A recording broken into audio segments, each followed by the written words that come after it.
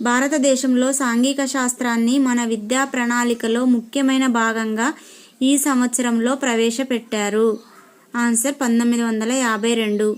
సాంఘిక అధ్యయనాలు మానవుడు అతని సాంఘిక భౌతిక పరిసరాలకు గల సంబంధాన్ని మానవ సంబంధాల గురించి తెలియజేస్తుంది.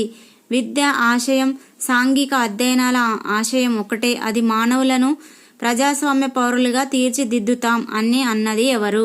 జాన్ వి మైకెల్స్. నాగరిక నిర్మాణంలో మానవజాతి ఐక్యత అవగాహన ప్రాముఖ్యాన్ని గ్రహించుట అనున్నది చరిత్ర ఆశయం.